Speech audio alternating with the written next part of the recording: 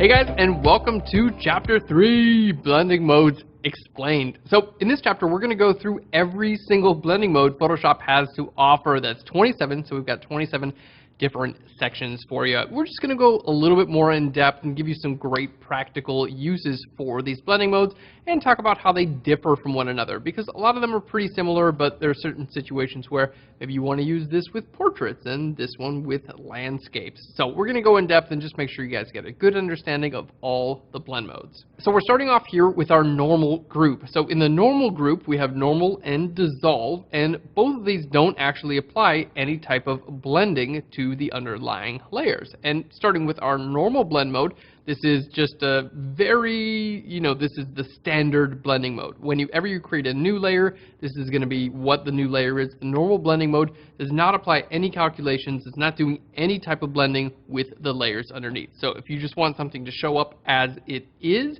use the normal blending mode. Now, of course, you can use opacity and fill with a normal blending mode, and you can also use layer masks and luminosity blending. But as far as like any type of calculations going on, there aren't any. So let's go ahead and jump in. We'll show you guys how to use the normal blend mode. So here in our sample images, we're in Chapter 3, 01, normal. Let's just open up our two images here. We'll go ahead and open those. We got some beautiful food photography. And I'm just going to use my move tool to shift, click, and drag from one image to another.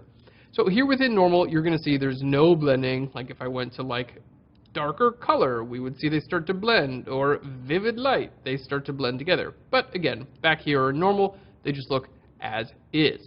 Now, of course, here you can change your opacity, and it's just going to simply allow you to see through. Okay, fill is going to do the same effect as opacity, unless you're using a layer effect on this normal blending mode. And you can use a layer mask. So if I click on my layer mask, I could, paint some of this invisible if I wanted. And then if I switch back to white, I can paint it back visible there. All right.